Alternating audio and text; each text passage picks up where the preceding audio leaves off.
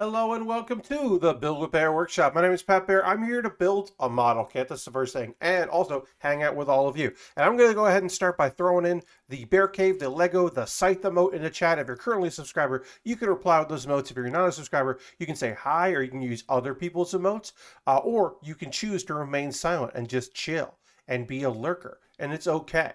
Lurkers get a bad rap. Sometimes you just want to put it on a window and do other things, or have it on a TV while you do whatevs, have it on your phone while you're at work, whatever you want to do. The fact that you're here makes me happy. So thank you for being here. Aristovan is here. Lashbrook is here. Hello to Lashbrook and Aristovan, respectively. Hello to you both. Welcome. Tonight, working on the Livelance Heaven high grade, which is from Gundam Breaker Battlelog.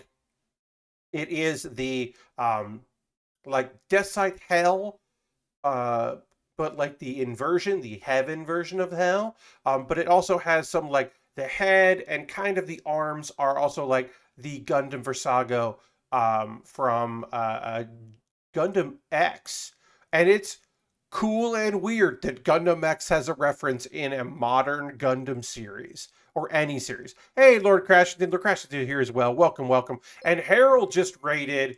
That is, thank you so much, Harold, for coming in. We're the party of one. Thank you for that. I'm going to hit the old applause there. Thank you for the raid, Harold. I hope your stream went well. For folks that are not aware, H-Bomb and Friends, I call him Harold because that's my friend's name is Harold, but his username is H-Bomb and Friends.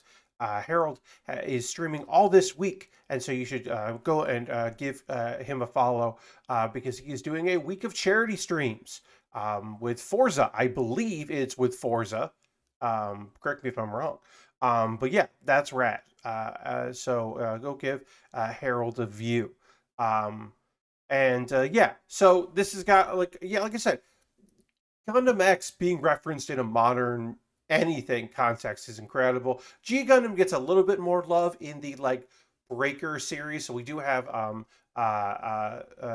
the Rising Gundam. I can't remember. We do have one Gundam that is a G Gundam reference, and there's a few other nods here and there for a lot of them. But you got a lot of your Gundam Wing references, your Double O references, your more modern Gundam stuff. Obviously, Wing isn't modern, but and of course Iron Blood Orphans in the Barbatorus, which at time of broadcast I still have not received my Barbatorus from USA Gundam Store.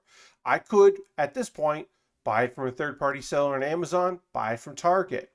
But I did pre-order it, and they did send an email going, "We don't have it yet," which sucks. Gotta wing it, indeed. But it does suck because I do want to build that because it is a four-legged Barbatos, and that's nonsense in a way that I can really get behind.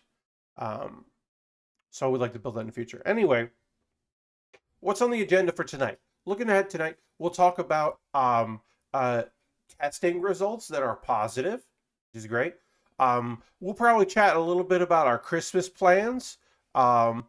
I'll talk about an update to a reference I made yesterday to some NFT bullshit in some games.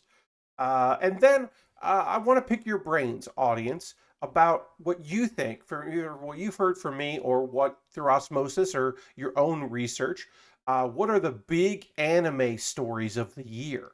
Because that is going to be in my next Pat Bear's Anime Club coming out on Monday. Will be dedicated to the top or the most interesting, something like that, anime stories of 2021. Originally, I was going to do my top 10 list for the year.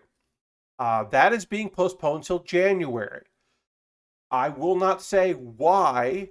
My brain is pretty picked over. Harold, I understand. If I can't pick if it can't pick your brain, maybe you can storm a little bit. We can get some brainstorming going. Um, but specifically about the top 10 list, I can't immediately say why. Instead of doing it now, I will release my top 10 list in a video format in January. But perhaps you could intuitively understand why I would do that. So look for my top 10 list in January in video format and other. Wink, wink, Aristophan. Yes. Harold says, oh, I got a free trial to Crunchyroll. What do I absolutely need to watch? Well, I mean, look. Yes, perhaps, Harold. Let's go ahead to. I'm going to retweet my tweet. Let's go to the overhead, and then I'll start by giving you some recommendations, Harold, of some anime. Um, because I'm fairly okay at doing that. So let's go to the overhead here. Yes, so here are the main. We're working on the legs right now, so we will start with that. Uh, so do you mean actual storylines or stories around anime? So last week, we'll get to that in a couple of minutes so you can do some brainstorming. I'm talking about stories around the world of anime, not like what was the best storyline. I'm talking about like what's the big news in the world of anime. And I've got a few examples that I can list out. But I figured that would be a nice wrap up beyond my like superlative awards. And also, I was planning on doing my top 10 for this Monday, and now I have to think of another one. And my next video, which I'm going to do in January, or a video I'm going to do in January, it's going to be about how Hunter x Hunter is like one of the weirdest shonen manga, and is it right to even call it a shonen manga anymore? Um, uh, but that didn't feel like end of the year, like make any sense to do. So that's going to be postponed. That's a future video. Anyway, Harold, recommendations. So it depends on what you're looking for, right? Like, hey, Laid Back Camp has a bunch of seasons, 2 seasons, plus like Heya Camp, which is like the little side story season. That is a chill anime about girls being into a thing. Cute girls doing cute things is one of the monikers for that. I generally just go with girls doing stuff, which is really fun and chill. Polar Bear Cafe is another like fun slice of life that is a weird slice of life because it is, as the name suggests, about a cafe run by a polar bear, and it's just a bunch of animals, and that is a fun like chill series. Action wise, if you wanted to get into like something like big and like lots of episodes and heavy duty, just trying to do this wrong. I'm just doing this wrong. Like Black Clover has like over 100 episodes and also came to a not a real conclusion but a conclusion. But that's like your big like boy trying to do great against like a lot of impossible odds. Um, um, I mean, there's just so much. My favorite chill anime of all time is probably Flying Witch. I've talked about it quite a bit. It is a very relaxed, chill show about a girl who is a witch, going out to like the countryside to live with family to continue working on being a witch, and the like what it means to be a relative of someone who is a witch when you did know magic was real, and just like the chill, like, but also like that's a show. I've said this before because it is a good way to describe it. Is that's a show where at one point they ride on a stone whale that used to house an ancient civilization on its back. And then also they meet a ghost, but it's still the chillest show in the world. Like, big things theoretically happen, but like, and do happen, but like, it's not a big deal. It's just like, in the same episode that they go on this like ancient stone whale that a civilization used to live on, they also make pancakes. And there are a couple characters that I think are more excited about the pancakes that get made than they are about the exploration. So Flying Witch is pretty fucking great. I would describe that as pretty damn great. All right, I'm gonna panel line these before I put them on there. We'll just do that right now. We'll get our gray marker out. So I think that's like all of the right off the bat. Like, I'll give you a few. Look, if you want a shonen, which is the boys action anime, Shonen Jump, you're like quote unquote meant for boys, but is like your action series with a lot of heart. Um, Honestly, My Hero Academia is a great like entry point into that genre. because it is so influenced by Western superheroes. Like, All Might is Superman.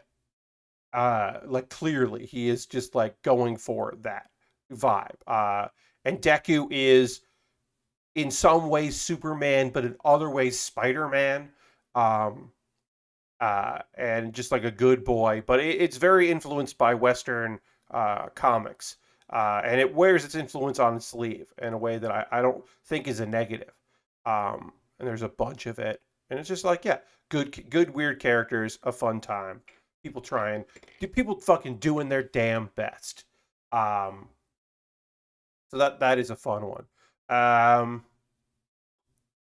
let's see. Okay, so I think we're done with anime recognition, but to keep it on anime, let's talk. I want to prick your brain a little bit, folks. And if you thought of anything, so to me, in no particular order, the big anime talking points for this year, from a Western's perspective, certainly, looking at the approved and should actually happen at some point very soon, Sony acquisition of Crunchyroll, which will most likely lead to the merger of Crunchyroll and Funimation. That feels like a big news story in the world of anime. Um, Netflix's continued efforts in anime is one thing, and for good and bad. And then certainly probably talk about the live action adaptation of Cowboy Bebop and how it's already been announced there will not be a second season. Um, and the hype surrounding that. Of course, in sad news, we'll talk about, and his name escapes my brain at the moment, but the creator of Berserk passing away. Um, Feels like a big story in the world of anime. Um, that certainly does. And then, yeah, Christopher Ayers could also be included in that. I could certainly bring that up as well. And then probably talking about Anime Tube, the Anime Tube Kickstarter debacle, um, which was a which was a big story for a lot of people invested in anime and also in like the world of anime. So that certainly is a thing that I would probably end up bringing up as well. But I'm trying to think about other possible ones. I'm kind of brainstorming right now. As I said, this was originally not a video I was going to do, but I felt like another year in review style thing would be good for posterity. Um, so that is that right now. Those are the ones I'm thinking of, and of course I'll do some investigation. I could talk about some shows ending this year. Any of those big ones debuts that could be a big deal. Maybe talk about Crunchyroll and Adult Swim partnership fully happening and seeing the fruits of that possibly.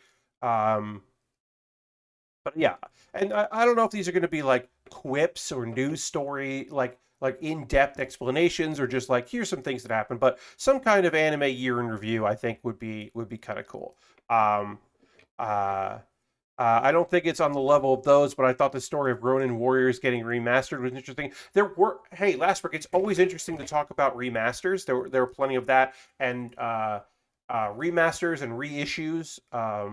Uh, that stuff is always, yeah, that could be like a quick hit thing. Um, like those things appearing. I've always wanted to talk about, and I haven't figured out the proper avenue for it because I just don't know when I will talk about this thing, but like it's kind of interesting. Like it's not a full video on its own, but it's kind of interesting that uh oh, what's their name? Oh, Retro Crush. Retro Crush has a YouTube channel, and there's a couple videos of like a person talking to the camera about things that is an employee there, but they didn't really go too deep into that. But what they have gone deep into is clips from shows, and they'll do like a full week of clips from like a show that they have the license for. Um, but the clips are presented like they are clips done by someone not affiliated with the anime in any way, shape, or form, like just a YouTuber who is uploading clips with like references to other anime, or like it's bizarre. I'm gonna like the last Evangelion movie, Sorcerer Fan. Yeah, that certainly you know, there's probably an Evangelion story in there somewhere, but like, let me just go to Retro Crush's YouTube. I'm going to read some of the titles. Like I said, I feel like this is not, I don't know if this is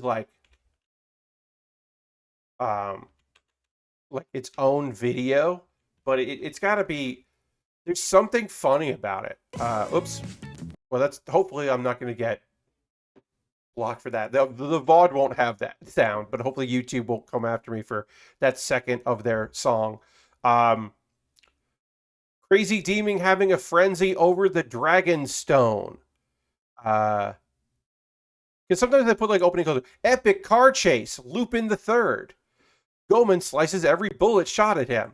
Crash landing on you. Princess shows her true feelings. Oh yeah. Kaneda fights Oga, but Baby Bale feels the love. Most broken ability, she could turn 1 second into 10 seconds. And then it says the name of it. But it does these things like, it has these titles, strongest anime high school student, question mark. Like, it's just very funny. Number one badass at school flexes too hard. It's just, I just love it because it's like one of those things you're like, you have the license to these things. You're just choosing to make they're not clickbait titles. They're like eye catcher titles. And it's just very funny because it's like that's your thing. You have these. Like you license these properly and you have the rights to show clips of them on YouTube. This is so strange. But if it gets views and maybe gets people to go check it out, I don't know. Maybe it must not be a hurtful tactic. I don't know if it's a good tactic, but it can't be a bad one because they still do it. So Evangelion, Christopher Ayers, yeah, okay, so we'll put that there. Ava, just writing these down. Ronin, Warriors. Yeah, so like I said, I don't know what if any of these are going to show up there in this, but it would be kind of nice to just do like some kind of recap of the year that isn't focused on just like this anime came out, it's good, it's bad, but like look, and also I haven't in Pat Bear's Anime Club talked about the live action Cowboy Bebop. I certainly have on this stream, but I have not in a video format. So it would be I would like to at least be like, hey, that came out. I don't know. Maybe I'll do it like a news thing, like a like year in review. Maybe I'll like try to write jokes. I do that on occasion. I do write jokes. So maybe I'll like come up with jokes for things, or just present them and riff. We'll see. I don't know. I got a suit jacket. I could put a suit jacket on. I'm not opposed to that. Getting my jacket out, getting some jokes in, holding back the camera a little bit so you can see more than just the tops of my shoulders. I don't have a set to film anything in, but I can figure it out. Let's see. All right, I think that's it for that. Thank you for your suggestions, Lord Crashington, Lashbrook, and Aristophan. Appreciate those suggestions. Okay, this is a quick one. This is a quick hit. Hitting. I want to tell you about because we're almost done here with the legs here. I'm going to tell you about the mysterious water bottle. Even the Can You Pet the Dog Twitter account has to speak against NFTs. Yes, Tristan came out unsurprisingly against NFTs and wanting people to stop pitching him doing NFT integration with them. What that would even fucking be, who knows? But okay, Lord Crashington brought it up, so I will address. The company that is developing Stalker 2 has, after they doubled down before, they have since said, actually, hey, we listen to you, and obviously we care about you more than we care about anything else. We want to make a game that you'll love. So after your feedback, we have decided to not do any NFT bullshit integration in our game. Also, specifically, the Stalker 2 shit didn't need NFTs to do what they were going to do anyway, because they were just doing like, you can win this thing and then you'll be put in the game as a meta human character. Like, it did not need NFTs for what they were describing they were going to do, which is certainly besides the point, because they're not doing it anymore. They did double down before they were like, actually, yeah, are bad. So, great. Good for them. But in general, NFT shit, it is bullshit. Yeah, like a response as to, can you pet the NFT? And it's just like, yeah, I don't know what NFT. The only thing I can think of is that like some NFT games or games that want to be with NFT, do NFT stuff, were looking to partner because they are looking for exposure and also any press they can get. Because look, while there are certainly people who are not part of the scam that think NFTs are great in the future. Those people do exist. They're wrong, but they do exist. And of course, then there are people who are in on the grift, and there are people who are like, I'm not part of the grift yet, but I think I can get in on the grift. Most of that account's tweets are videos, gifs of games. Yes. So you could say that this particular dog gif in this game is an NFT, and it was shown, on whatever. Like this one somehow animated gif and photo is an NFT somehow. I don't know, but whatever. It doesn't matter because Tristan doesn't want to do it, which is fucking great. Thank you, Tristan, for not wanting to do that shit. But also, Tristan understands that it would be very foolish for him to get involved in that shit. A weird fucking choice for him to be like, yeah, we're doing NFTs right now. But anyway, certainly there are people who are like not part of the grift yet, but they want to get in on the, like, they don't believe that NFTs are good or gonna do anything, but they're like, well, there's money to be made here. I mean, there's no real honest great way to know if there is money out there or if it is just the same money moving hands, shoving around back and forth to inflate it to make it look like there is. Because right now, the only money that seems to be in NFTs is the sites that are storing the like the lockers that get money from people putting up NFTs for sale. That seems to be the actual only like easily understood money, because everything else is,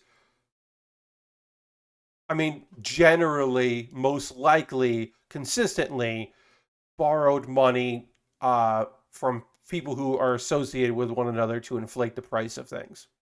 And then also some people there are some whales out there, but there are not as many whales in NFTs yet. They're hoping to get those whales. I keep reading artists that constantly have their art stolen for NFTs. That is very depressing. It totally is, right? Because the thing that, like, I have a friend who is muted on Twitter right now because they would not shut the fuck up about how NFTs were going to help artists and do all this great stuff. And artist friends of theirs was like, that's not true, though. Because the actual follow-up is, the only thing you can do is you can hope that these sites will take down these NFTs. You will assume these NFTs won't sell because they probably won't. And it has to be your job to like say like, hey, this is not me, this is not authorized.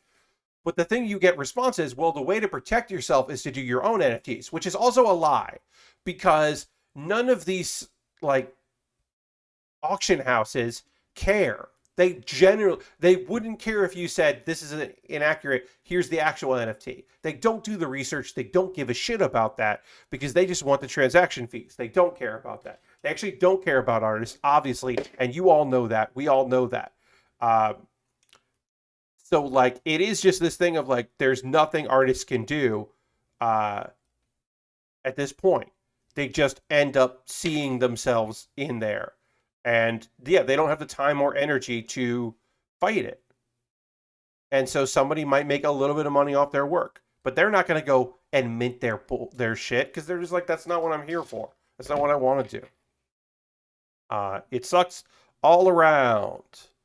Uh, and a reminder, my friends, you all know this, but this is a reminder that uh, NFTs and blockchains, they go hand in hand.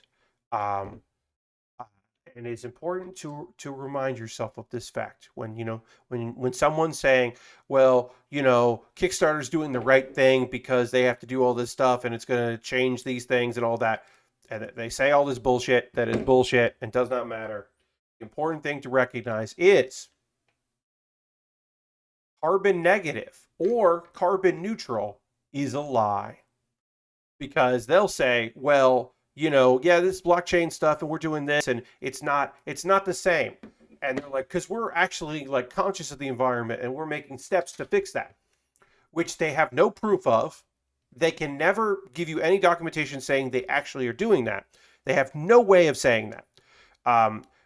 The real thing of that is, all they're saying is, hey, we're going to try to offset the carbon emissions we make by like planting trees or recycling or donating money to causes. But they don't say when they're doing that or if they're actually doing that.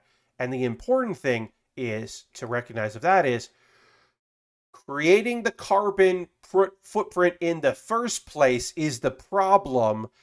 You can't offset that shit. It doesn't work. It's the same thing as like clean coal or any of that other shit. Like none of that stuff is real. It's all lip service. It's all please look somewhere else and don't look at this. There is no like reality in which this stuff has any actual benefits to anyone and is actually doing anything. Blockchain and NFTs specifically are environmental disasters and are not going to get better because you also gave some money to an organization to plant some trees. Corporations will do whatever they can to make their actions seem more ethical than they really are. Oh, certainly, just to hide it or give, and also to give talking points to people who will fight the battles for them. Uh, because there are going to be people who are going to fight for Kickstarter and their terrible decision to move to the blockchain and create new technology to run their site that doesn't need it, because this is the reality. It was the world of using Kickstarter and crowdfunding in general was an explosive business. And the fact that there are businesses that there are people whose livelihoods depend on new people making Kickstarters and needing tools rewards, back end stuff like that, support, everything like that, down to people who are consultants and all that. All of these things need to happen, and if they don't happen like that, they're built up and around the businesses of it. And it all comes down to this weird factoid of it, which is it stopped making a lot of oodles of money. That's what I was trying to say. Crowdfunding stopped making obscene money for Kickstarter. It kind of balanced out at one point. And that's fine if you don't have investors, because investors want money. They want so much money. They need you to constantly please keep fucking making money. Never stop making money. Always make money and more money. So what's Kickstarter going to do if people are done making money there? If they're done growing exponentially? Well, the only thing they can do, you gotta invest in new bullshit technology.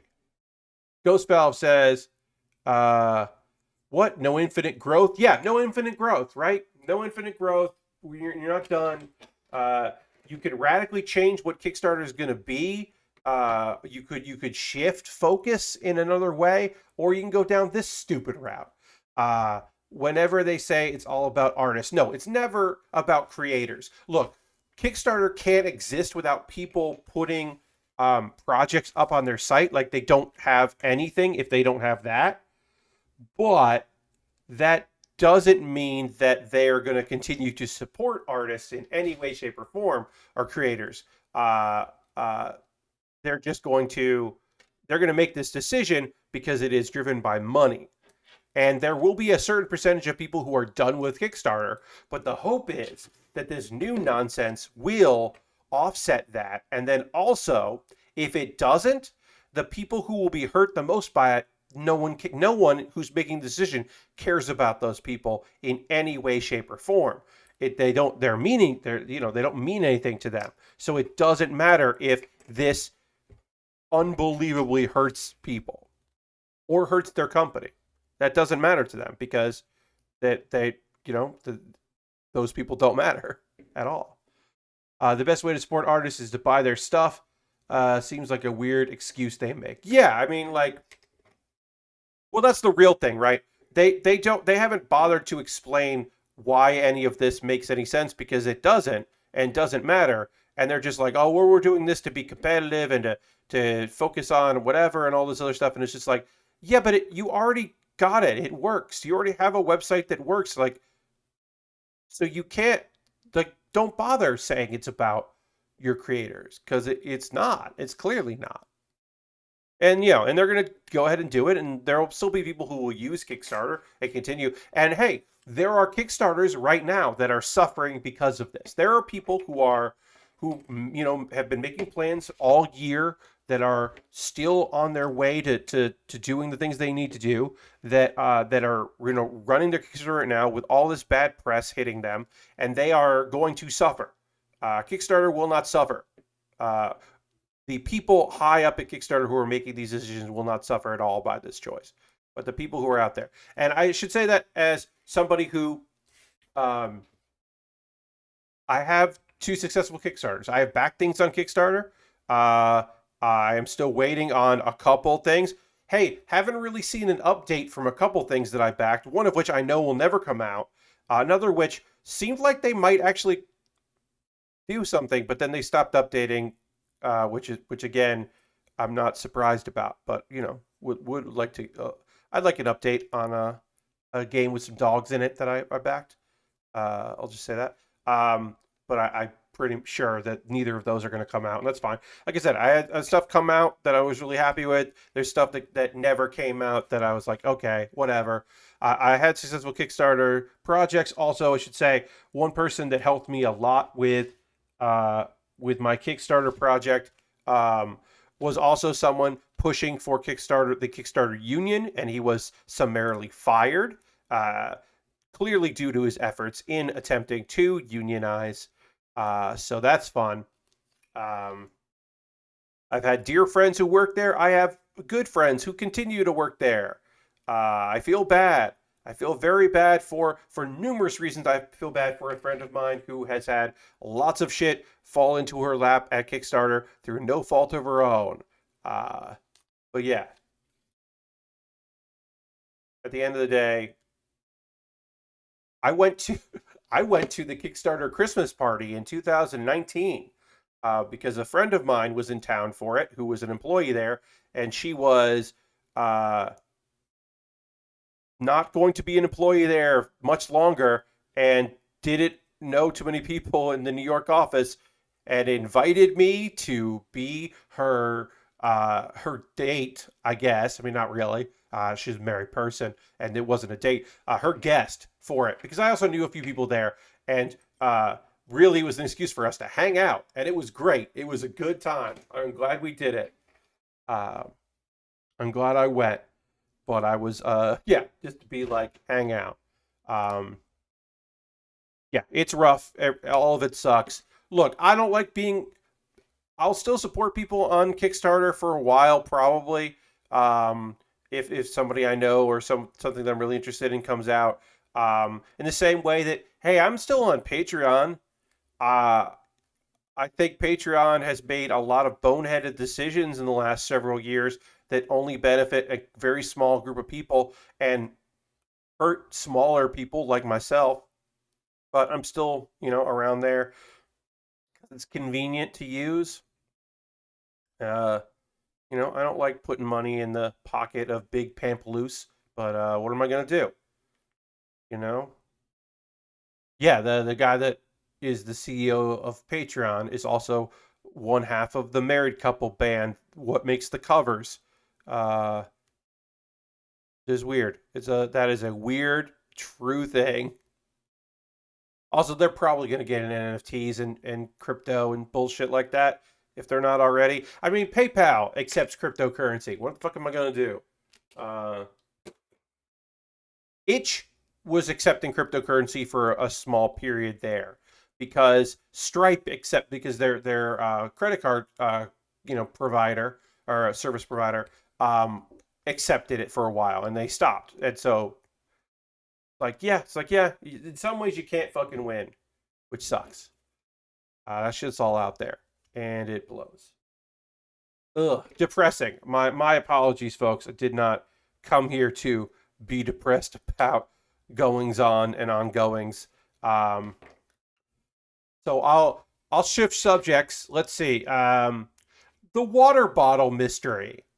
Hey, I got a water bottle on Wednesday. Not yesterday, the week before, right before I went away, and I didn't order a water bottle. And it was a nice water bottle. And I didn't know who sent it to me. And I was like, this is probably a Christmas gift, but there's no note. It's not wrapped, no card, the return address is the company, came from a company. I didn't get, so it didn't come from somebody who got it and then sent it to me. They must have just put in my address. And I was like, I was expecting a thank you gift from somebody, but that was going to be like, I made a small donation to somebody who was getting some surgery. And they were like, I'm sending out like a thank you thing to some people. And that's going to be like a card. That's not going to be like a seemingly expensive, nice looking water bottle. So I was like, who the fuck sent me this water bottle? Well, I found out today because my aunt and uncle, my mom's brother and his wife, one of them reached out to be like, did Pat get his Christmas gift? And so we found out. So mystery solved, folks. The water bottle was purchased by my aunt and uncle. It is a Christmas gift. It was supposed to have a card attached so that I would not open the box, but I did, and it's okay. But here's the thing. I was needing a new big, nice water bottle. It's got a screw-on cap and a nice metal bar on the top that can clip onto things, so I'm excited about that. I almost took it with me, but instead I just went with a plastic water bottle for PAX. But I will certainly investigate that in the future.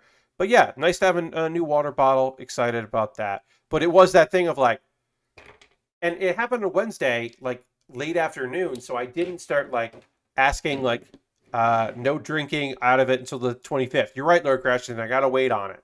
I gotta wait on at least till Christmas Eve. Christmas Eve is around my family does most of our gifts on Christmas Eve. We'll do stockings Christmas Day.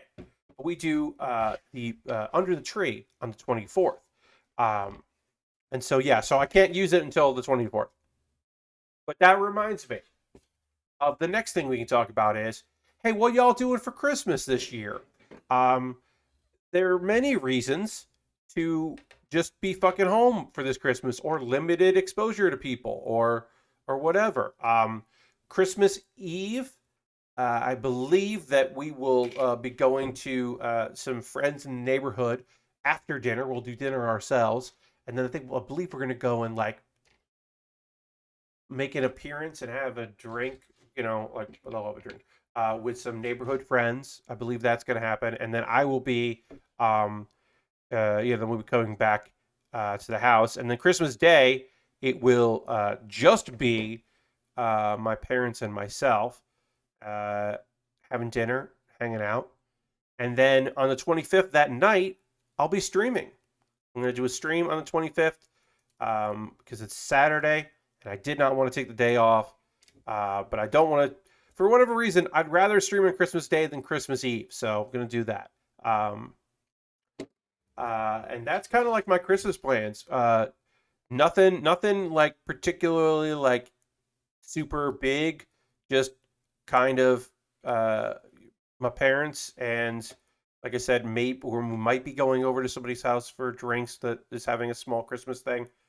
And I think that's it. So I'd love to hear from y'all in the chat about what you are doing this holiday. Are you traveling? Are you staying in? Do you have people coming over? Let me know your Christmas plans. Are you good? Hey, you gonna watch my stream 9 p.m. Eastern on Saturday the 25th? You gonna hang out? You're gonna spend Christmas Day night with me. Uh, Lastbrook says gonna be at work and then I guess watching your stream. Well, Lastbrook, I love to hear it. I hope you will. I hope you'll check it out. Sorry you're at work, or alternatively, glad you're at work. But yeah, hopefully it'll be very chill and easy that day for you. I have speaking of work, I have two like one's a 6 and one's a 7 hour customer service shifts coming up, which will be the longest I've done customer service in a while. But both of those are between Christmas and New Year's and not right now, which is when I don't want to do it. Because if it's after Christmas, you already missed the Christmas holiday. And so it doesn't matter. And people are kind of like resigned to it. They're not like fighting you on it as if you can fix their issues. They're like, hey, you said it would be, 9 to 14 days and it's been 7. Where's my package? That kind of nonsense. Just like, yeah, you missed the Christmas, at this point. So it doesn't matter when it arrives, which is fine by me. So hopefully it'll be pretty easy. Let's see. Rosif says, should be my last holiday in Europe and ocean away from my family. Next 6 weeks is getting ready to move back to the States end of January. Well, I hope your move goes well. The cross Atlantic, that is quite the journey. So good luck to you and all of that. I hope that you can find some time in Europe to celebrate a little bit of the holidays. If you got some expats together or some friends, hey, Zooms and all that. You can get some virtual hangs out with some people, but good luck to you on that. And the move, of course. Low key for us as Aristofan, visiting some family on Christmas, all vaccinated, and just with our bubble on the day. Nice, yeah. Yeah, I mean, just like, everybody's going to make the choices that make sense for them, and good luck to everybody making those choices. We're almost body complete on this kit. Hell yeah. Harold says, not sure of my plans. Christmas Eve with my sister and her family. Christmas Day, probably opening presents with my parents at some point, and I don't know what else. I hear you. Rest of his colleagues are all with family Christmas, but we always do a nice New Year's Eve party. Should be good. Well, good. I'm glad you got something there. But yeah, I mean, time difference and all that. It makes it tough to get the celebrations going, especially right now because things are weird everywhere. Lord Gresham says, hang out with parents on Christmas Day. Don't know if they're having other family over for the traditional afternoon family party or not. Well, I mean, good to investigate that stuff. Like I said, I do benefit from the fact that I am with my folks right now, so we will have a Christmas Day dinner. We'll have a Christmas Eve dinner. I might bounce on the going to seeing people in the neighborhood Christmas Eve, and just let them go out and do that. It's nice to make sure, they have some time to socialize and stuff, and I'm not necessarily with that. Tuesday, I'm going to a Christmas party, one of my only physical in-person Christmas parties, and I got a couple virtual parties that I'm doing. But I will have a we're going into the Meat Space Christmas party on Tuesday that I have been invited to, and I believe I'm going to that. Here's the thing. I said I wasn't sure if I was going because I got invited to this, and I was still mentally recuperating from PAX because, hey, being around people, a lot of people, strangers and people I know, I wouldn't call it challenging, but it was a lot more draining than I than anticipated, and I had anticipated it being a draining event. So that was a lot. So I had to like kind of like chill after that. Um, so I basically was like, hey, I don't know if I can go to that or not. Like I don't know if I've removed all of my nonsense. But yeah, I got a couple digital Christmas party shenanigans with some friends because some of us are scattered, some people moved, and then some people are just like don't want to do in person anything. I have friends in New York who are basically going into their own second lockdown or third lockdown or fourth lockdown, but are just like because it cases on the rise and we're going to get a winter surge. Um, Speaking of which, I don't have COVID.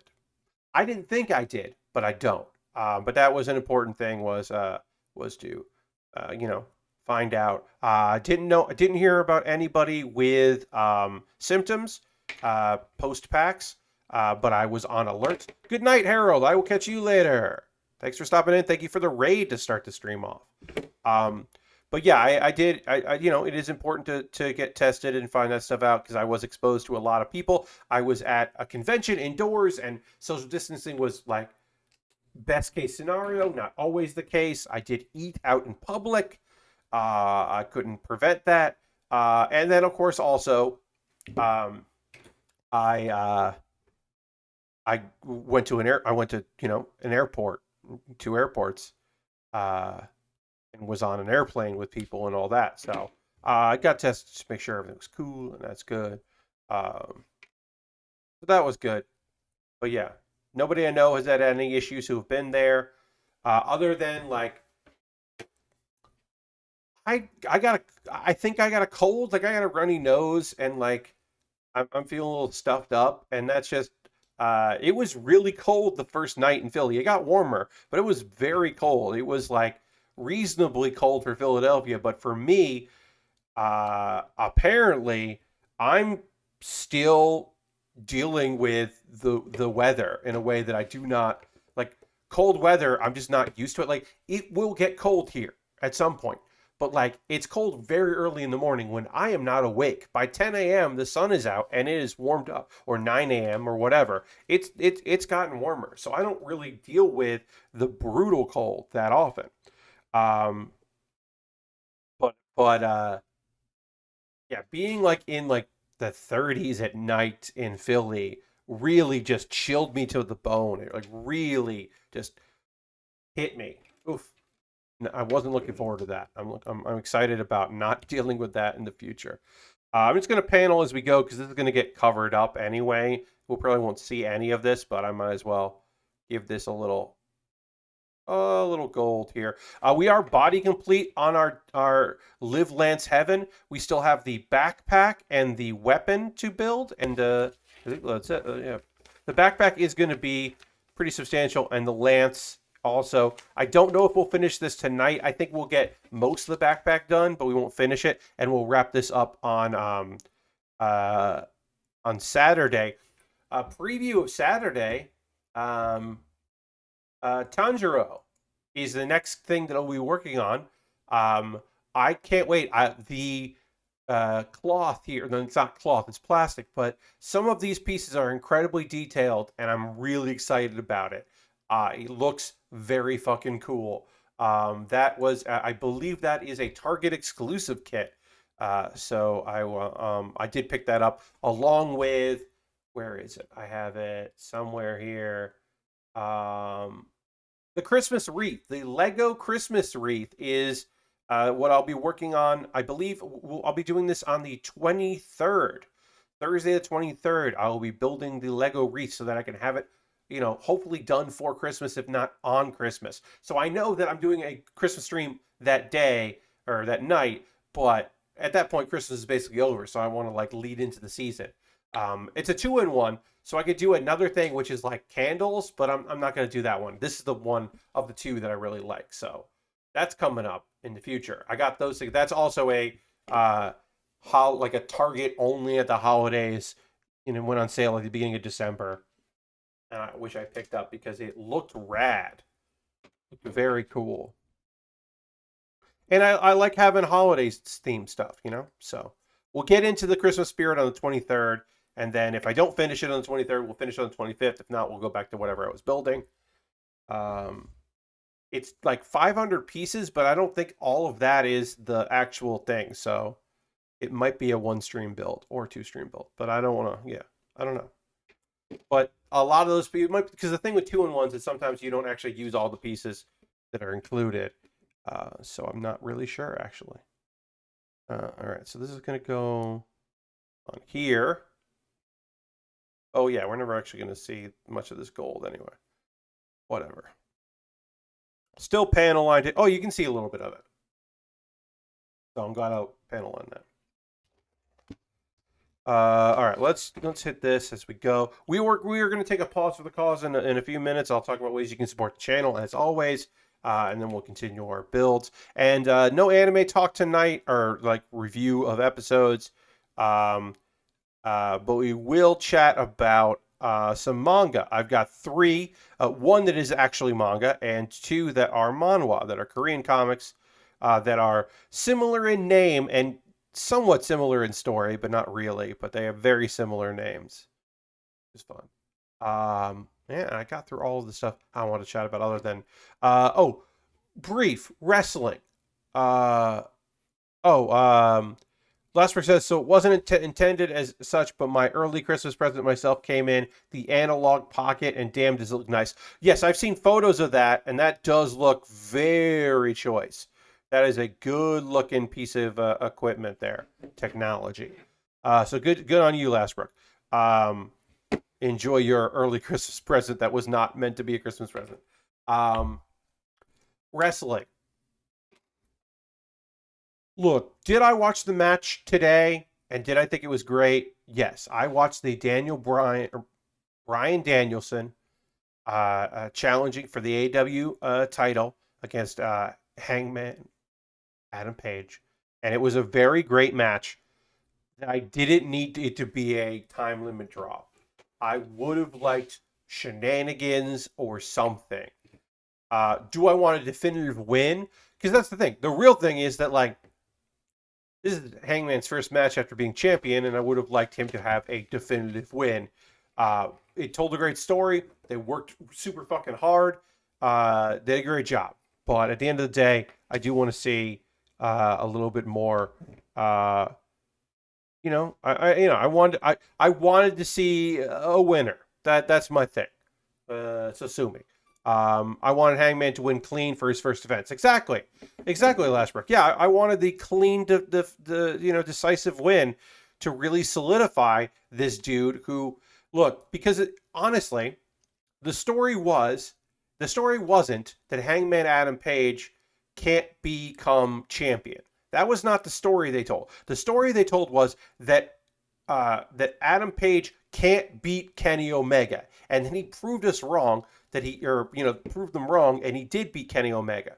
But that isn't the same thing as that now he needs to solidify that he is the world champion for AEW, and that he is that he can beat all comers, and he is a strong champion.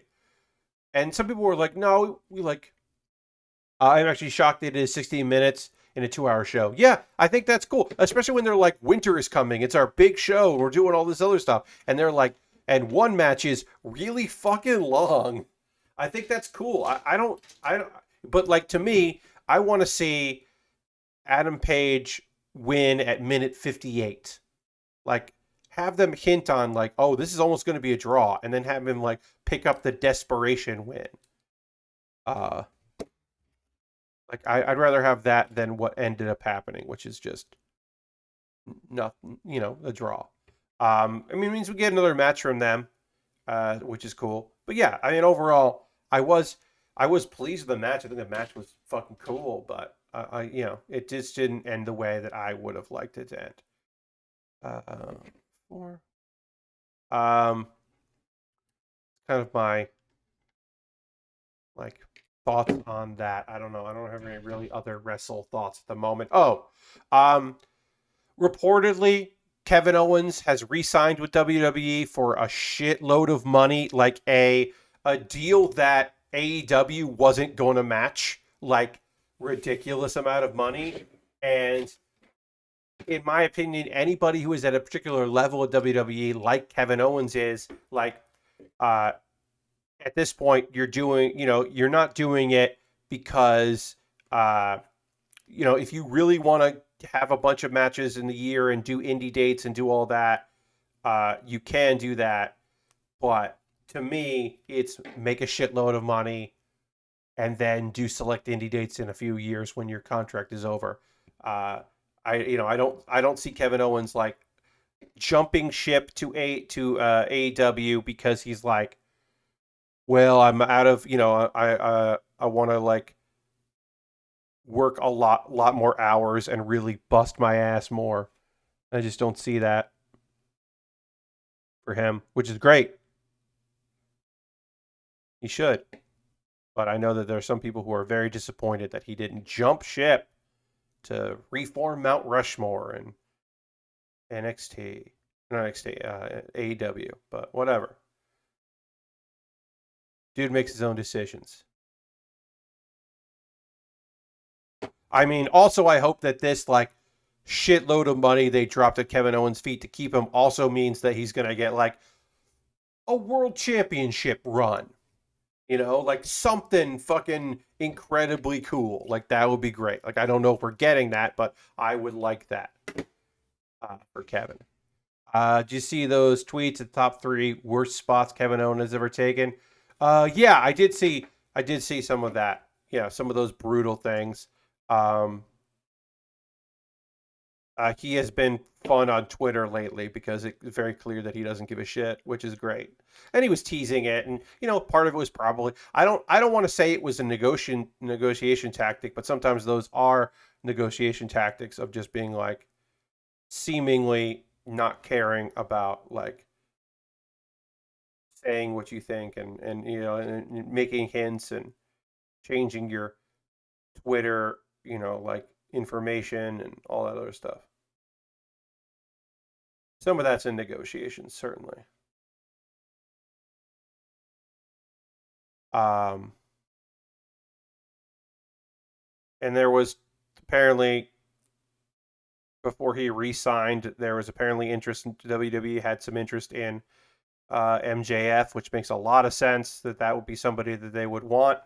They would certainly not use him particularly well, but he could start working a safer style in WWE and feel very happy about that.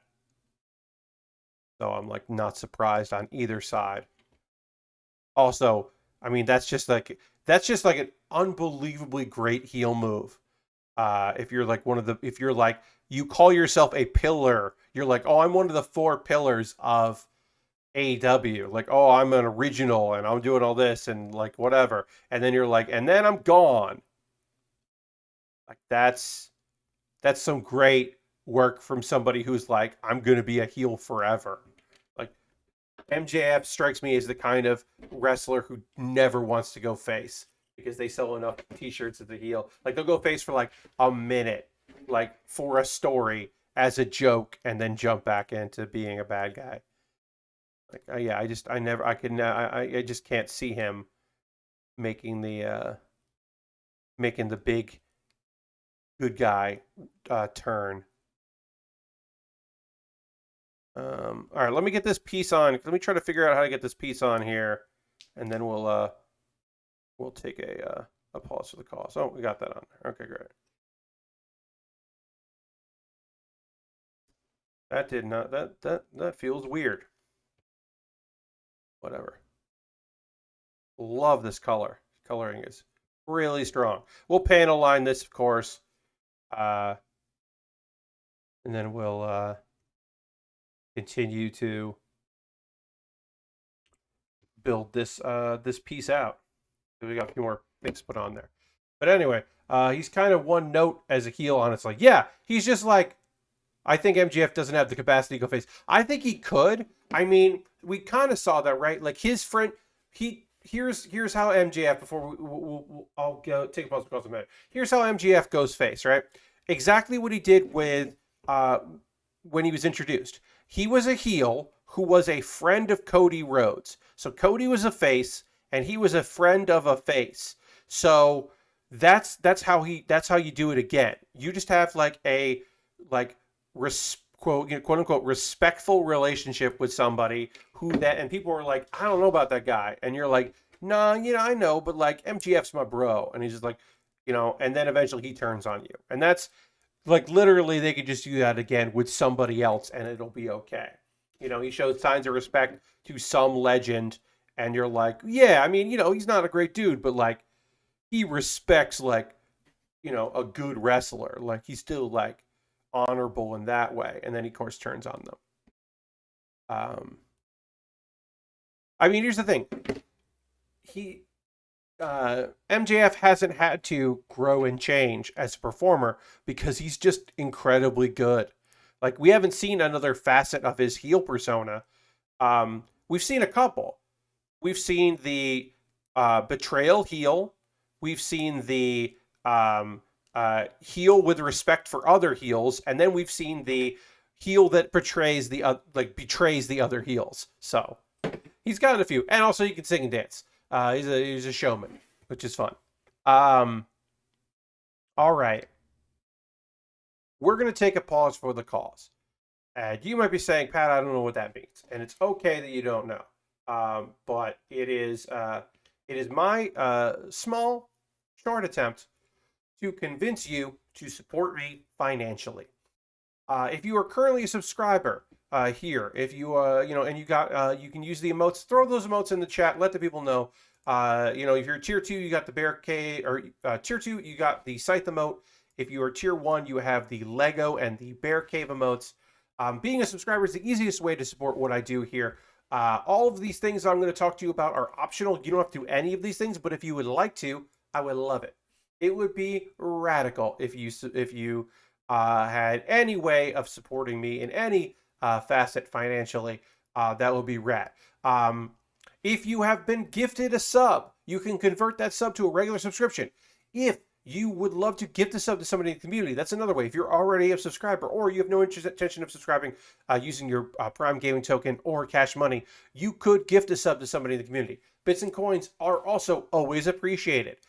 We're currently over 50 subscribers, which is why I don't have the notification about trying to reach that goal. But hopefully we will stay there for a little while. And then, of course, when we drop below 50, I will start letting you know that we want to get back up to 50. Also, you could join me on Patreon, patreon.com/PatBear. There's a $1, $3, $5, and $10 tier. And different rewards for different tiers. I have shifted a few things around on there, in so fact that the $1 and $3 patrons are getting more content than they did before. It's the 5 and 10 get them earlier. Well, I'm still making sure the 1 and 3 get to see like video links to things and stuff like that. I didn't want it to be like, here's my schedule, here's the second half of the schedule, hey, send me questions, here are my answers. Like, $1 subscribers were getting 4 posts a month, and I wanted to do a little bit more as a thank you. Okay, so I got my Patreon, I got that. You can subscribe to my YouTube channel. Obviously, subscribing to YouTube is free, but there's also a membership. You could join, and you get my Wednesday videos on Tuesday. So every Wednesday, I put out a video. This month, I'll be wrapping up the best of Build With Baer, and in January, I'll be starting a new series, and I'll tell you what the new series is called. It's called Do You Remember? Like remember, but it's my name. So Do You Remember is the new thing. What that is, I won't tell you. You'll have to watch the very first video, which will come out the first Wednesday in January, which is Wednesday the 5th. So Wednesday, January 5th, I will debut. But if you're a $5 patron on Patreon or a $2 member on my YouTube, you'll find out on the 4th. That's what you get for that. So I got a new series coming out. Do You Remember? Look forward to it, please. Also direct donations, because maybe a monthly subscription doesn't work for you, but a one-time would be something benefit. Maybe you got a little money because you spent some money on Christmas presents and you're like, oh, I got a little left over. I'll throw some money at Pat. He'll use it to buy model kits, because everything I make through direct donations through Patreon and Twitch and YouTube and my AdSense stuff on YouTube and also memberships goes to me buying model kits. So your support goes a long way. This kit was pre-ordered months and months and months ago. Thanks to your generous donations, I had the funds to put aside to pick up this rad-looking kit.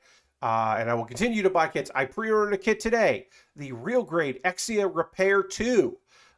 Pre-ordered that from Premium Bandai. That will arrive apparently in April of next year. So that comes because I have funds from y'all, which I appreciate very much. I recently just got my monthly Twitch, so I was able to spend some of that money on a pre-order. I have an Amazon wish list. Look, I wish it was more, but right now it is kind of small, my Amazon wish list. Now, if you buy anything from that wish list, it'll jump the queue. I got a ton of high grades to build.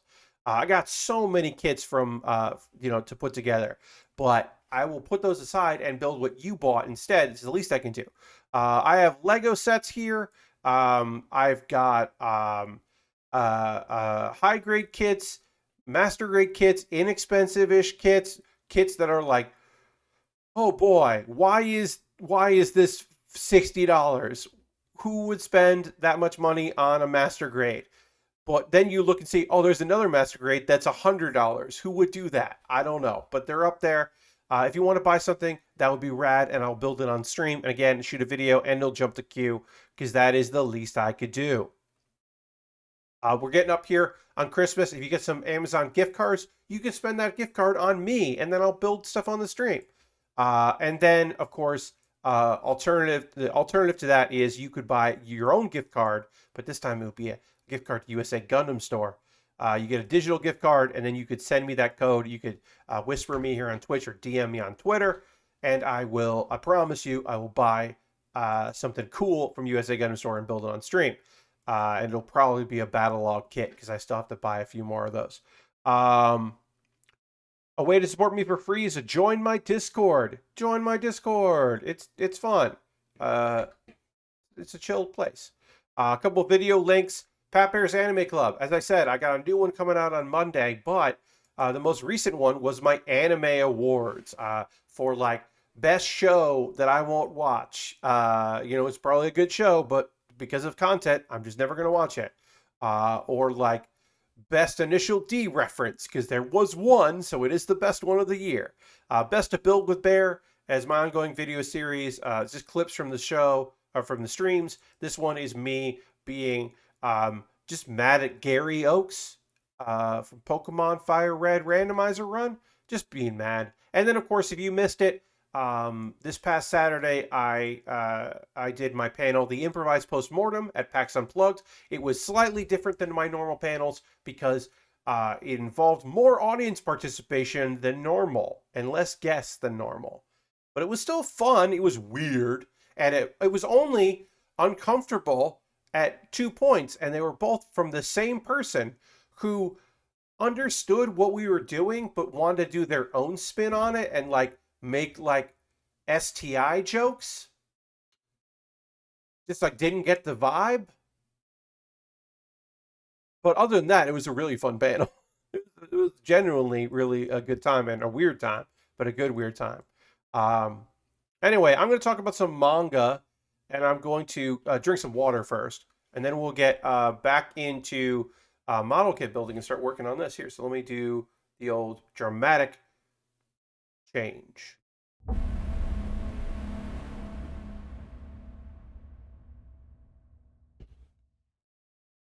Yeah, and actually, hold on a second. Let me mute, and I'm wrong. I'll be back in 1 second.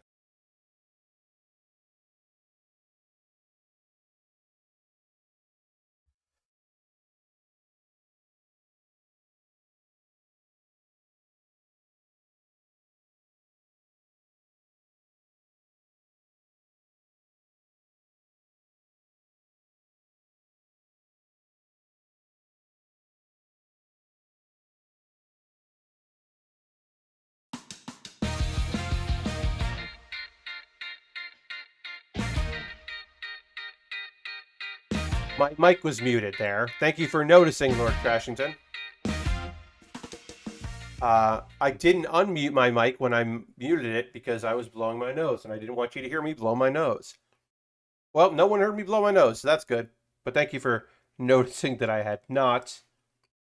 Stop that shit. Anyway, F1. Okay, let's talk manga. As I said, the first two we're going to be talking about are not. They're not manga. They're uh, which is fine. They're manhwa. They're Korean. And the first one is called Maxed Out Leveling. And all right, so this is important to say. There are some tropes, just like there are in manga. There are tropes in South Korean comics. And two of the big ones are Murin, the mystical martial arts world where there's like the different demons, the demon sect and the heaven sect. And there's all of this from folklore, from Korean folklore, all of this stuff that is intrinsic and like is like fairy tale stuff. It is a little historical and a lot of just whatever and oral tradition of these stories, right? And people like spend thousands of years cultivating and all of this stuff. And there's energy pills and all this stuff. That is a huge element, right?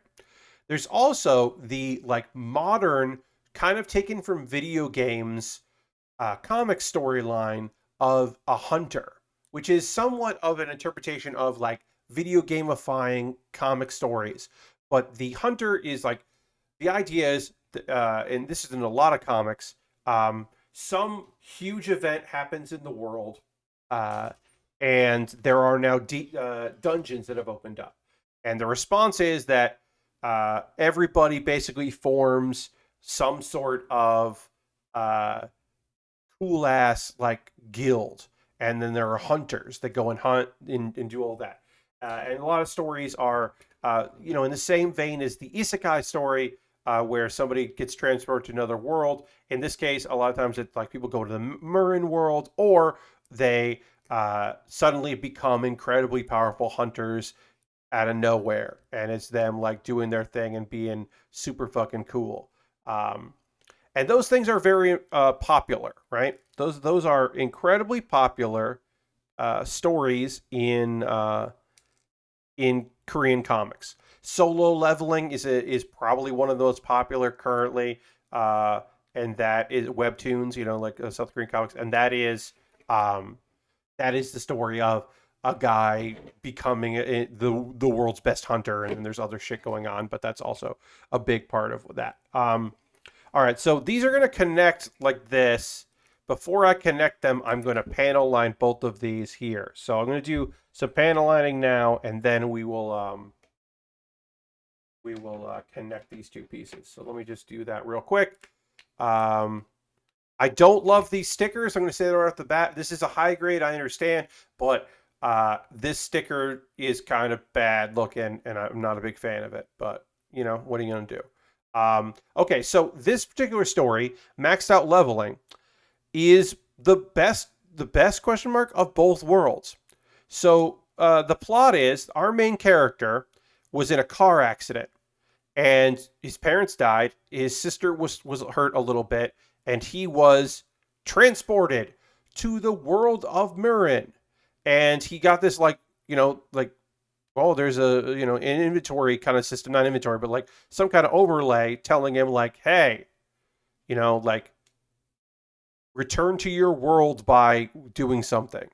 And he doesn't know what that is. He doesn't know what he needs to do to return to his world. But he's not on Earth right now, and he's in this like classic storyline, thing where he's going to like power up and get stronger, and then he's going to return to his world, right? And he does.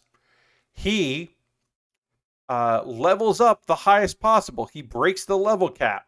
He has done something. It's taken him 1,000 years or something to do it, but he's done it. And now he can go back home. And when he gets back home, what does he find out? Oh, as I said, best of both worlds, because there are hunters and there's a guild, and a goddess created this because there's something coming and the world needs to be prepared for it. So that's why there's the Hunter Association, and that's why, because there are dungeons and all of that. Um, and our dude isn't like he can get hunter skills, but he doesn't really need them because he has like mystical martial arts skills. So he's already one of the strongest people in the world. And turns out he's not the only person this happened to. There are two rival guild leaders, which he is associated with, at least with one of them, that also went to Murin like he did.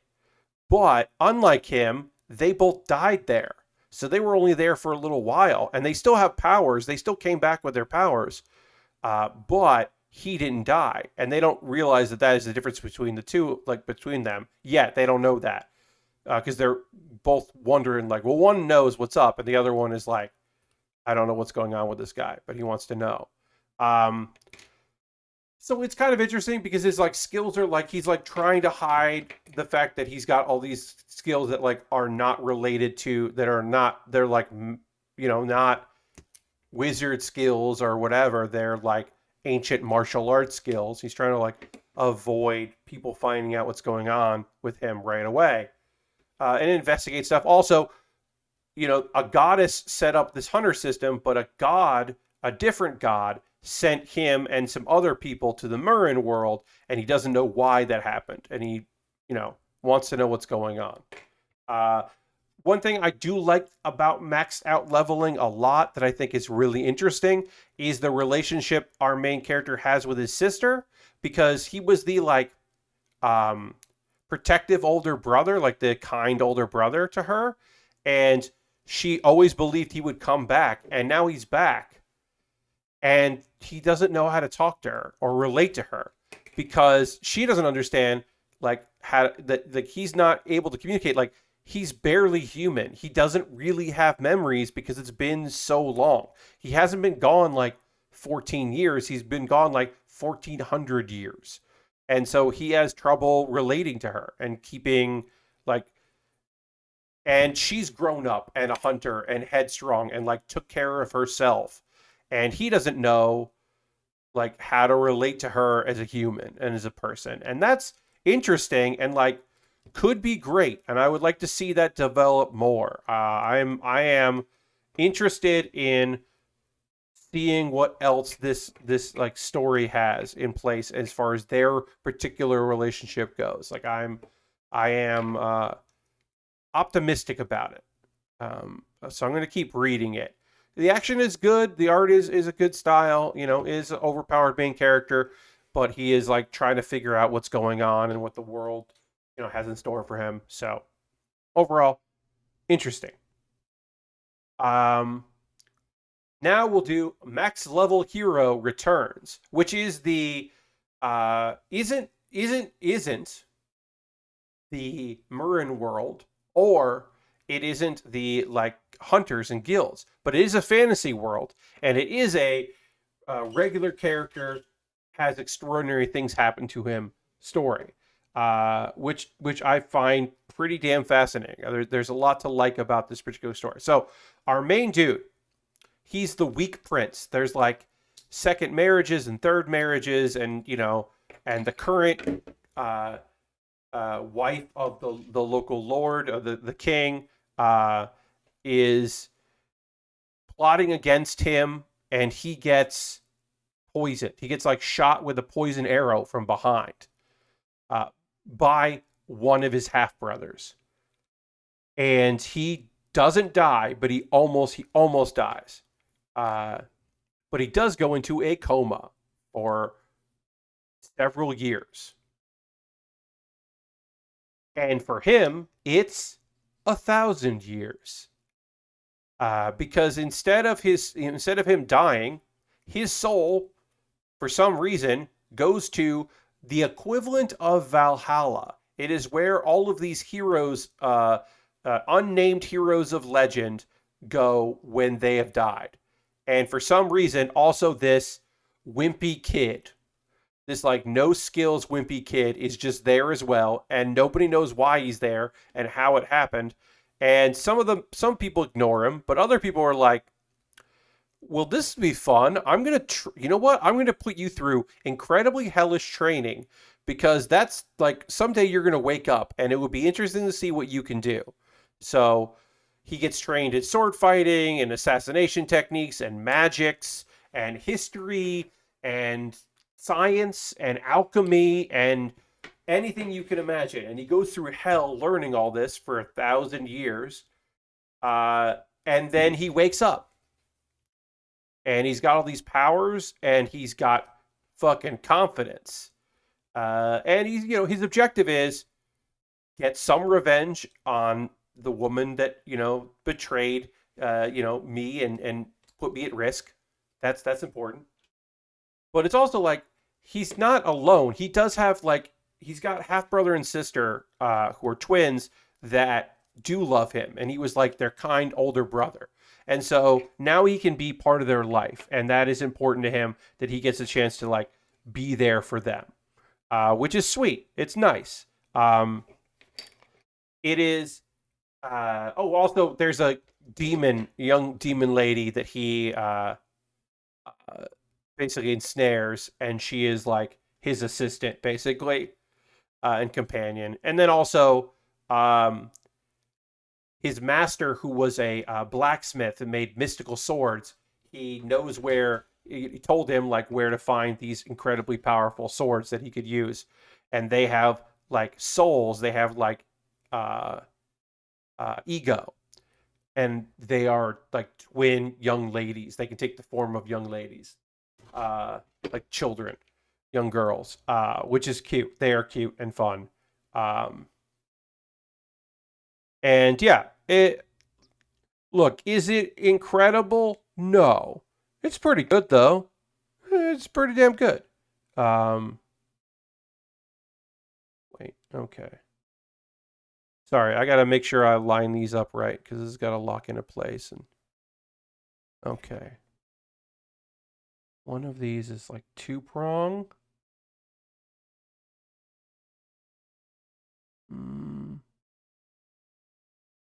Okay, I think this is how this goes. I think I'm going to do this right. We'll find out. I do this right now. Yeah, I think I'm doing this correctly. Okay, I think that was right. Anyway, it's good. It's pretty by the book. I mean, I think the opening, the premise is unique, but then once he's back and in the real world, it's okay, he's doing this. Oh, look how cool he is. Oh, these people tried to fuck with him. That was a mistake. And oh, they sent assassins. That's dumb. And oh, she's the mom, he's not his actual mom, but the queen is doing some bullshit, but it's not going to work out. So it is a little by the book once it gets to that point, but it's still, pretty enjoyable. So I would say, yeah, give it a recommendation. Okay, so, oh, this has got to go like that. That's why it wouldn't attach. I was like, why won't this attach? Because I was doing it wrong. That's my fault. Okay. So this is this one. Let me just see ahead. E. Okay, so this is E, and then E goes in. The flaps are like that. Okay. So we got one of these done. I'm just going to put it on.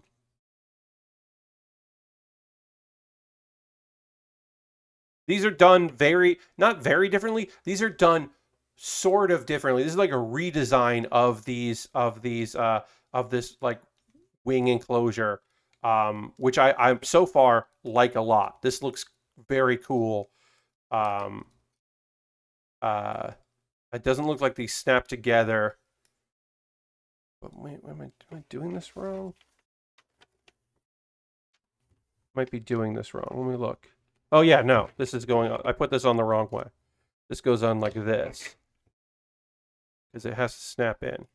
Yeah, so this is somewhat different than previous designs of these wings, but they're a little thinner than some that I've seen them before. But they're coming together pretty well, so that's good. and we'll try to get the other at least this started. We're not going to finish this. We're going to finish this on Saturday. Is what I'm trying to say. Is we're definitely not going to finish this tonight, but we'll get some of these done, and we still have to do the lance, which is just looks fucking rad. We got to build that too. Um, all right, the third story I want to tell you about, the third manga. This is an actually Japanese manga that I have been uh, uh, reading and I like quite a bit, and that is called um, A Rare Marriage, How to Grill Our Love. And rare and grill are puns. Hooray. You don't get a lot of puns there like that in your comedy manga. This is a slice of life, cute romance story.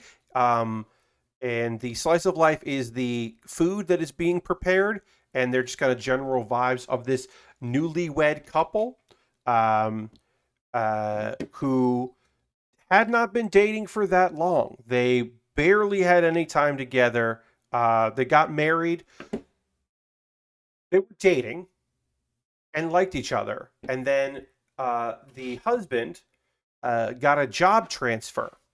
And so he was like, oh, I guess we're going to break up. That's a shame because I really liked her and we were spending all this time together and we were kind of finding out more about her and I wanted to spend more time. And she's just like, well, let's get married so that we stay together and we'll just spend weekends together. I'll come to you on the weekends. So he gets a house that because she hasn't been able to, she hasn't looked to leave her job. Um, she's beautiful. He's nice and sweet. They like each other. They can be themselves around one another. And one of the things he does is he grills a lot. And that is how they spend a lot of their time together on the weekends is him grilling foods and cooking. And it's pretty fucking sweet. It's fun. Like their personalities kind of like have time to develop. Like she's like the ice queen at work because she just doesn't know how to relate to people, and he, is like a workaholic, but he never like spent any time like getting to. He basically was like they were both on apps and they were both like unhappy and they didn't know how to meet anyone. So when they met each other and they liked each other, they were psyched about it. And maybe they would have gotten married on their own anyway, but they certainly would have dated for quite a while. So yeah, it's them figuring out what it means to be like a married couple and spend time together. And it's only like, sometimes she does overnights, but sometimes she can't be there, so she's only there for a day. And it's just like, yeah, it's their relationship progressing, and also an excuse to have lots of pages detailing preparing different foods that they both very much enjoy. It's cute. I like it. There's nothing like revolutionary about it. It's not breaking down anything like particularly amazing, but it is a sweet little series, and I've been enjoying it. And that is A Rare Marriage: How to Grill Our Love. But you get to see like this like nice couple fall more and more in love as time progresses, and as they learn about each other. And I don't know, they're sweet. They're a sweet couple. Um, it's cute, and yeah, they like skipped some time, but they're figuring it out and figuring out how to make their marriage like a long distance relationship work, uh, which is cool. So yeah, that is A Rare Marriage: How to Grill Our Love. I could see an anime adaptation of that working very well because it's lots of good food and good times. I could see that. I could see it being a popular anime. Again, no anime discussion tonight, folks, because I did not watch Banished from the Heroes Party that came out yesterday. I will watch it. I am behind on behind on that, but I will get to it. I was trying to wrap up some work. I had a project. I do some projects for a company, a lot of like data entry for presentations and stuff, and I had a couple left this year. That's like basically I will have once I finish this one I'm doing for this weekend, I will have nothing to do for them until sometime in January because uh, they're not going to have projects until somewhere in that month, which makes a lot of sense because uh, there aren't that basically every office kind of shuts down around this time, and so they won't have work for me to do, which is fine. But video game wise, I have now because I last night I did Power Wash Simulator on stream, which was really fun. Thanks to everybody that hung out for that stream. No anime, John. I'm sorry. No new anime stuff to talk about. I will have stuff to talk about on Saturday. I will give you an overview of the 3 episodes of Faraway Paladin that I have not talked about, and I'll talk about Banished. So Saturday, lots of anime talk on Saturday, but no anime talk tonight. Video game wise, like I said, Power Wash Simulator, I played a bunch last night, and then today, I went back in and played even more and finished the carousel or the Ferris wheel. So I am now caught up on that, and it was a good time. I had a good time playing. I very much enjoy Power Wash Simulator. Still a very good game. Congrats on today was the last day of work for the year, says John. Well, nice. Enjoy your time you've got now. Yeah, so I got caught up on that, and then Tuesday I played a lot of Halo. I didn't play any yesterday, and I didn't play any today. I will probably, weirdly enough, play Halo tonight. I will get some games in tonight.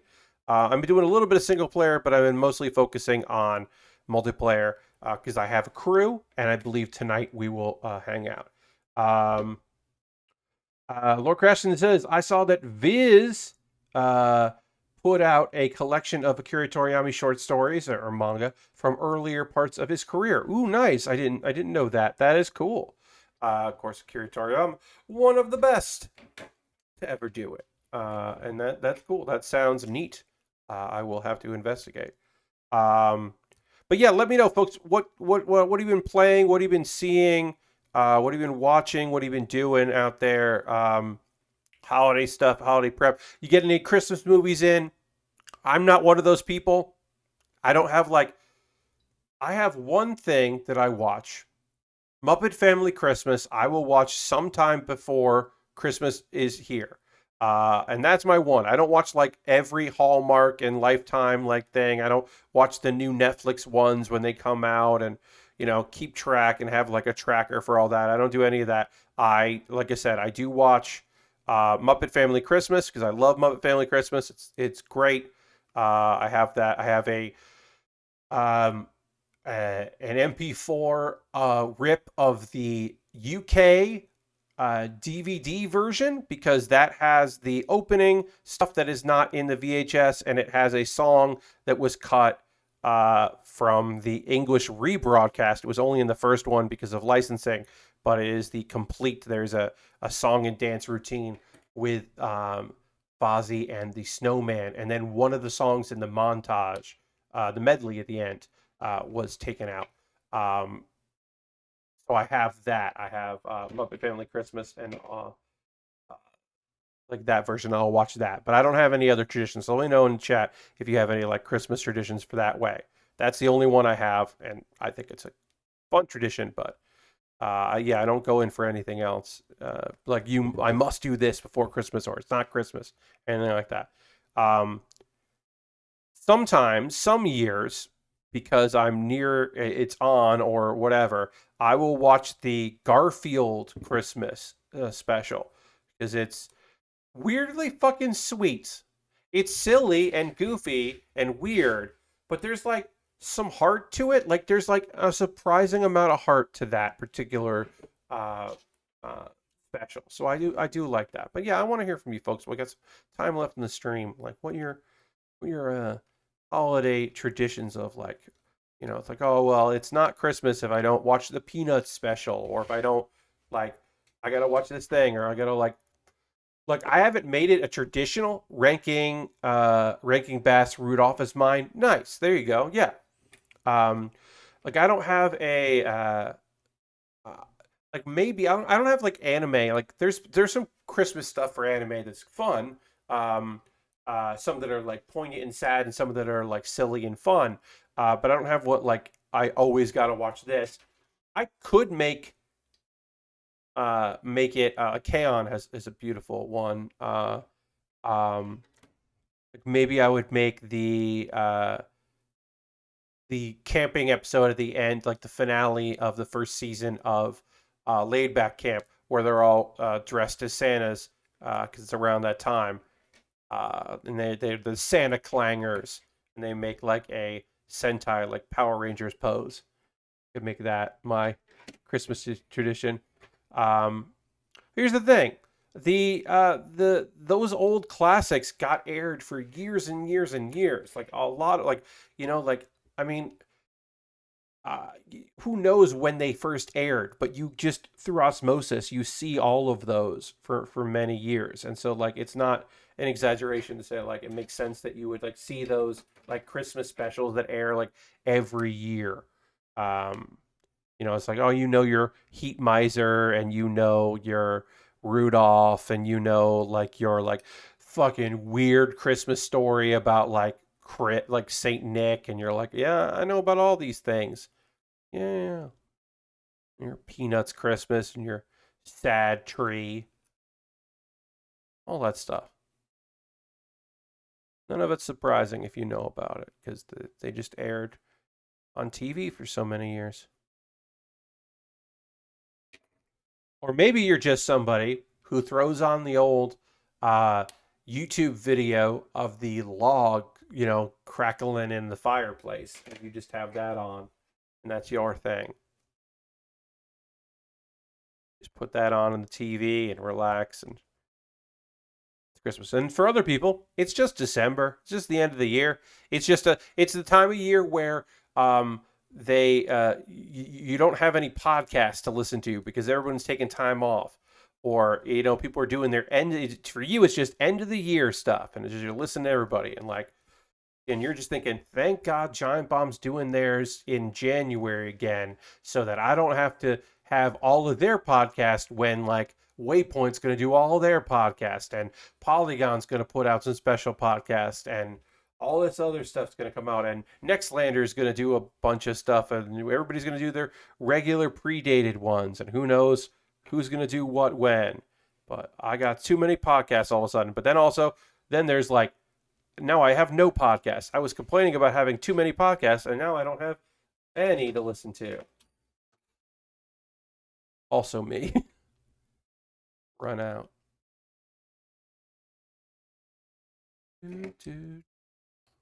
All right. We are almost I think we're almost gonna finish. Yeah, I think we will finish up the this, and then of course we'll just have the Lance left to do on Thursday. We're getting some stuff done with this, which is good. Okay. Of course, we gotta panel line this because it's just empty space here, so we want to add a little color, make it look nice. Christmas means Bing Crosby and Danny Kaye. And M. John says, I have a backlog of podcasts. I had a backlog, M. John, and then I traveled and needed stuff to listen to while I was walking to places and while I was going to the airport and on a plane. I suddenly realized, like, oh shit, I'm now caught up on Very Online Show, which I was like so many episodes behind. Like I watched a bunch of those videos, got caught up on that, got caught up on all my podcasts. Yeah, I just had all this time where I just needed like things to listen to, and suddenly now I'm like, oh no, I hope people don't take time off. I hope people pre-record a bunch of podcasts so I can listen to them in the next week's. And then just waiting for Waypoint to dump a bunch of podcasts on me. And we'll see if they do. Who knows? And then like one of the podcasts I listened to, they were doing a run. Like I don't want to throw shade because I actually like them a lot and like their podcast, but they do a special that they were doing around this time of year, which is just like them doing a thing that they don't normally do in their podcast, and I don't like it. I don't like that particular thing. Again, I'm being very vague because I do like them a lot and generally like their podcast, except for this like one thing that they're doing. And so I'm like, ah, shit, they're doing the thing I don't like. No, I can't listen to this podcast for 3 weeks. I think my count was over 90 hours of backlog. I don't think I'll have that much flight time coming up. No, that's a lot of backlog. I mean, also part of it for me was that I cut a bunch of podcasts I stopped actively listening to. So that makes it a lot easier when you just decide you're not going to listen to.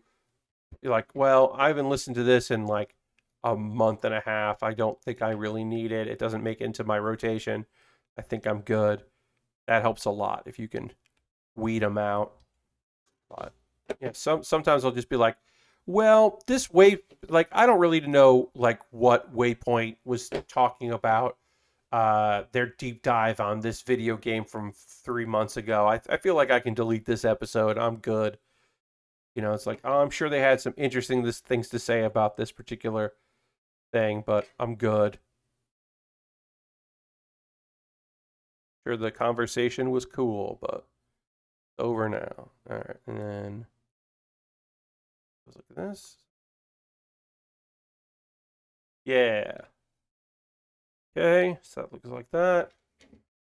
This goes like this.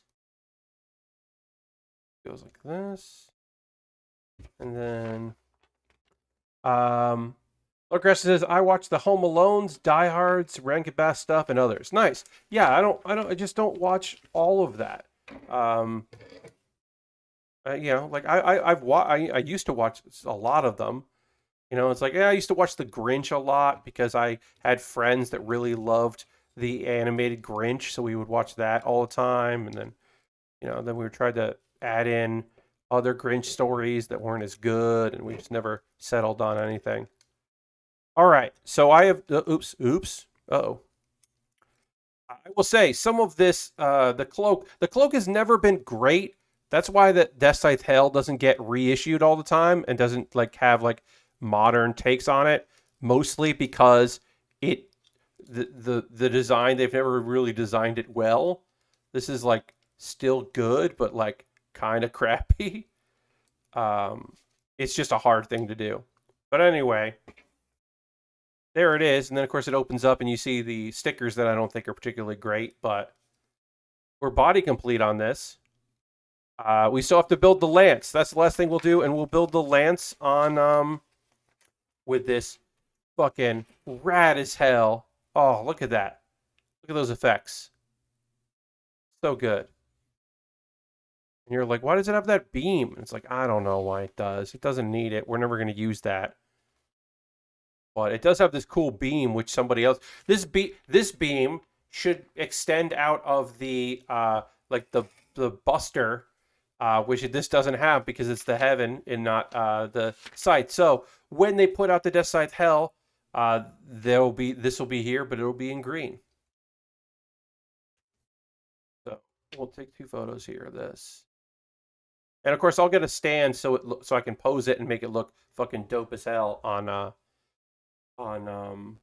Saturday. I'll make sure I get my stand out. I have it over. I can see it. So right now, I'll just take a photo like that, and then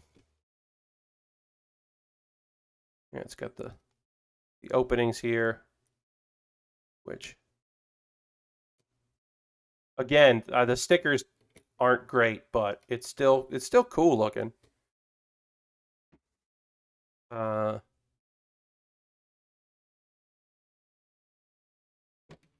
Okay.